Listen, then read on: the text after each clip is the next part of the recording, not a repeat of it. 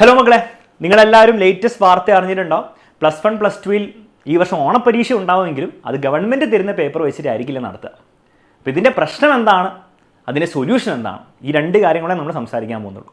First പ്രശ്നം എന്താണ്? പ്രശ്നം നിങ്ങൾക്ക് തന്നെ ഗസ് ചെയ്യാവുന്നുള്ളൂ മക്കളെ. ഓരോ സ്കൂളിലും അവരുടെ ആ സ്കൂളിൽ പഠിപ്പിക്കുന്ന ടീച്ചേഴ്സ് പരീക്ഷ നടത്തുമ്പം ആ ടീച്ചേഴ്സ് പഠിപ്പിച്ചത് വെച്ചിട്ടായിരിക്കും ഒരു പക്ഷേ പരീക്ഷ നടത്തുക. എല്ലാവരും അങ്ങനെ ചെയ്യുന്നതല്ല ഞാൻ പറയുന്നത്, പക്ഷേ അങ്ങനെ ഒരു ചാൻസ് കൂടുതലാണ്. അപ്പോൾ അതുകൊണ്ട് തന്നെ എന്തായിരിക്കും സംഭവിക്കുക? അതുകൊണ്ട് തന്നെ ചിലപ്പോൾ പരീക്ഷാ പേപ്പർ ഭയങ്കര ഈസി ആയി പോകും. ഇനി ചില ടീച്ചേഴ്സ് വേണമെങ്കിൽ ഡിഫിക്കൽട്ടും ആക്കാൻ പറ്റും. പക്ഷേ ആ പബ്ലിക് എക്സാമിന് അതേ ലെവലിൽ വരണമെന്ന് നിർബന്ധമുണ്ടോ? ഇല്ല. ഗവൺമെൻറ് നടത്തുകയാണെങ്കിൽ ആ പബ്ലിക് എക്സാമിന് അതേ ഫോർമാറ്റിലായിരിക്കും നടത്തുക. ഓരോ ഇൻഡിവിജ്വൽ സ്കൂളിൽ ടീച്ചേഴ്സ് നടത്തുമ്പോൾ അത് അങ്ങനെ നിർബന്ധമില്ല. മാത്രമല്ല, ആ പബ്ലിക് ഓണം എക്സാമിലെ കറക്റ്റ് സിലബസ് ആയിരിക്കണം നിങ്ങളുടെ സ്കൂളിലെ ടീച്ചേഴ്സ് ഇടുമ്പോൾ അതിൽ ചോദിക്കപ്പെടുക എന്നുള്ള കാര്യത്തിലും ഒരു സംശയമുണ്ട്. ഇപ്പോൾ ചിലപ്പോൾ ഓണം എക്സാമിന് ഫിസിക്സിൽ നിങ്ങൾ 4 ചാപ്റ്റേഴ്സ് പഠിക്കേണ്ടതായിരിക്കും. പക്ഷേ സ്കൂളിലെ ടീച്ചർ ഇപ്പോൾ 2 ചാപ്റ്റർ തീർത്തിട്ടുണ്ടാവും, സോ 2 ചാപ്റ്ററിൽ വരുന്നുണ്ടാവും. ചിലപ്പോൾ സ്കൂളിലെ ടീച്ചർ 6 ചാപ്റ്റർ തീർത്തിട്ടുണ്ടാവും, സോ 6 ചാപ്റ്റർ വരികയും ചെയ്യും. അപ്പോൾ എങ്ങനെ നോക്കിയാലും ഒപ്റ്റിമൽ ആയിരിക്കില്ല. ഗവൺമെൻറ് തരുന്ന പേപ്പർ തന്നെയായിരുന്നു ഒപ്റ്റിമൽ. അപ്പോൾ ഇതാണ് പ്രശ്നം. ഇനി ഈ പ്രശ്നത്തിന് സൊല്യൂഷൻ ഉണ്ടോ മക്കളെ? സൊല്യൂഷൻ ഉണ്ട്. നിങ്ങൾ വിചാരിക്കുക, ഒരിക്കലും ഇങ്ങനെ വിചാരിക്കരുത് ഇത് വലിയ പ്രശ്നമാണ്, ഇനി ഞാൻ ഓണപ്പരീക്ഷയ്ക്കെതിരെ പ്രതിഷേധിക്കും എന്ന് വിചാരിക്കാൻ മാത്രമുള്ള പ്രശ്നം ഇവിടെ ഇല്ല. ഓക്കെ, ഓണസ്റ്റ്ലി ഇല്ല.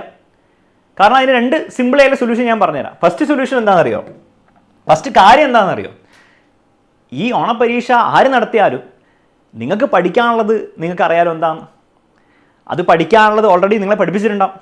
ഓക്കെ, നിങ്ങൾ സ്കൂളിൽ നന്നായിട്ട് ക്ലാസ് എടുക്കുന്ന ടീച്ചേഴ്സാണ്, നിങ്ങൾക്ക് അവിടെ സാറ്റിസ്ഫൈഡ് ആണ്, നിങ്ങൾ അവിടെ ഓൾറെഡി പഠിച്ചിട്ടുണ്ടാവും. ഇനി അതല്ല, നിങ്ങൾക്ക് എക്സ്ട്രാ സപ്പോർട്ട് വേണമെങ്കിൽ എക്സാമിനറുടെ ബാച്ചിലൊക്കെ ജോയിൻ ചെയ്ത് കുട്ടികളാണ്, നിങ്ങളെ പഠിപ്പിക്കേണ്ടതൊക്കെ പഠിപ്പിച്ചിട്ടുണ്ട്. ഇനി പഠിക്കാത്ത കുട്ടികൾക്ക് ബാക്ക്ലോഗ് സീരീസിലൂടെ ഒന്നുകൂടി പഠിപ്പിക്കുന്നുണ്ട്. അപ്പോൾ പഠിക്കാൻ കുറേ കാര്യങ്ങളുണ്ടെന്ന് നിങ്ങൾക്കറിയാം. അതെങ്ങനെ പഠിക്കുന്നു എന്നതിൽ ഒരു മാറ്റം വന്നിട്ടില്ല. ഓണപ്പരീക്ഷ ആരും നടത്തിയാലും നിങ്ങൾ പഠിക്കുന്ന രീതി ഒരേപോലെ ആയിരിക്കണം, നിങ്ങൾ പഠിക്കുന്ന ലെവലും ഒരേപോലെ ആയിരിക്കണം, പഠിക്കുന്ന മണിക്കൂർ ഒരേപോലെ ആയിരിക്കണം, എല്ലാം ഒരേപോലെ ആയിരിക്കും. അപ്പം നിങ്ങൾ എത്ര പഠിക്കുന്നു, നിങ്ങളുടെ സ്റ്റഡി സ്ട്രാറ്റജിയിൽ ഒരു വ്യത്യാസം വരാൻ പോകുന്നില്ല. അപ്പോൾ ചിലവർ അതൊക്കെ എക്സ്ക്യൂസ് ആയിട്ട് കാണും. ഓണപ്പരീക്ഷ ഇനി സ്കൂളിൽ നടത്തുന്നുള്ളൂ, അപ്പം നമ്മൾ അങ്ങനെ പഠിക്കേണ്ട ആവശ്യമില്ല, നമ്മളിങ്ങനെ വെയിറ്റ് ചെയ്തിരിക്കണം. മണ്ടത്തരം. നിങ്ങളുടെ പഠനത്തിൽ ഒരു മാറ്റം വരാൻ പോകുന്നില്ല. ഇനി രണ്ടാമത്തെ കാര്യം, മാറ്റം എവിടെ വരിക? നിങ്ങൾ ആക്ച്വലി നിങ്ങൾ ഓണപ്പരീക്ഷ എഴുതുമ്പോൾ ഒരു പക്ഷേ ഞാൻ പറഞ്ഞ പോലെ തന്നെ എക്സാമിൻ്റെ ലെവലൊക്കെ ഭയങ്കര ഈസി ആയി പോവാം. മനസ്സിലായി? അപ്പോൾ ഈസി ആയി പോയി കഴിഞ്ഞാൽ നിങ്ങളൊന്നും ഭയങ്കര കാര്യമായിട്ട് പഠിക്കാത്തവരാണെങ്കിൽ പോലും നിങ്ങൾക്ക് ചിലപ്പോൾ ഭയങ്കര ഫുൾ മാർക്കൊക്കെ അല്ലെങ്കിൽ നല്ല മാർക്ക് കിട്ടിയെന്ന് വരും. അപ്പോൾ അതൊരു ട്രൂ ഇൻഡിക്കേഷൻ അല്ല. നിങ്ങളുടെ പബ്ലിക് എക്സാമിൽ നിങ്ങൾക്ക് എത്ര മാർക്ക് കിട്ടും എന്നുള്ള ട്രൂ ഇൻഡിക്കേഷൻ അല്ല. അപ്പോൾ സാർ, ആ ഒരു പ്രശ്നത്തിന് എന്താ സൊല്യൂഷൻ? മക്കൾ, ആ പ്രശ്നത്തിൻ്റെ സൊല്യൂഷൻ വളരെ സിമ്പിളാണ്. ഈ വർഷത്തെ ഇപ്പോൾ നടക്കാൻ പോകുന്ന ഈ സെപ്റ്റംബറിൽ നടക്കാൻ പോകുന്ന ഓണപ്പരീക്ഷയുടെ പേപ്പറല്ലേ നിങ്ങളുടെ അടുത്ത് കയ്യിൽ കിട്ടാത്തുള്ളൂ. ഗവൺമെൻറ് സെറ്റ് ചെയ്ത പേപ്പർ കയ്യിലില്ല എന്നല്ലേ ഉള്ളൂ. പ്രീവിയസ് ഇയർ ആയിട്ടുള്ള എത്രയോ പേപ്പേഴ്സ് നിങ്ങൾക്ക് ആക്സസ് ഉണ്ട്. അത് നിങ്ങൾക്ക് ഫ്രീ ആയിട്ട് തന്നെ ഗൂഗിളിൽ പോയി സെർച്ച് ചെയ്ത് കിട്ടും. എക്സാമിൻ്റെ വെബ്സൈറ്റിലേക്ക് ഫ്രീ ആയി കിടപ്പുണ്ട്. ഇനി അത് പ്രോപ്പറായിട്ട് നിങ്ങൾക്ക് പഠിക്കണം. നിങ്ങൾ എക്സാമിൻ്റെ ബാച്ചിൽ ജോയിൻ ചെയ്തവരാണ്, പ്രീവിയസ് ഇയർ ക്വസ്റ്റ്യൻസിൻ്റെ ഫുൾ ലൈബ്രറിയിലുണ്ട്, ഇൻക്ലൂഡിങ് വീഡിയോ സൊല്യൂഷൻസ്. അപ്പം നിങ്ങൾ ഇത്രയും ചെയ്യേണ്ടതുള്ളൂ.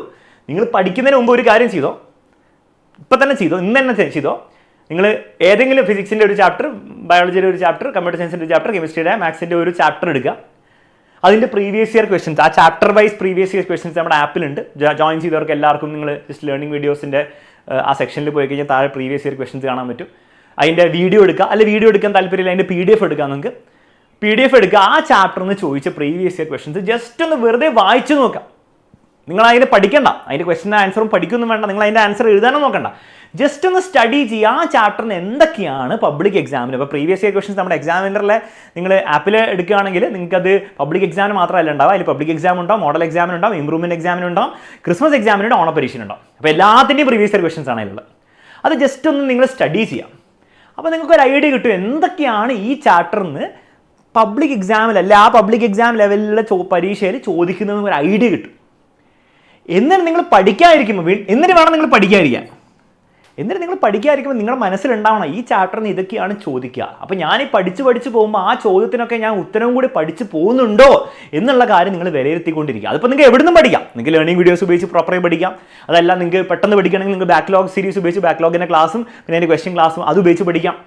പക്ഷെ അപ്പോഴും നിങ്ങൾ ചിന്തിക്കേണ്ട എന്താണ്, ഈ സെറ്റ് ഓഫ് ചോദ്യങ്ങൾ എനിക്ക് ഉത്തരം കൊടുക്കാൻ പറ്റുന്നുണ്ടോ, ആ ലെവലിലേക്ക് ഞാൻ ഉയരുന്നുണ്ടോ.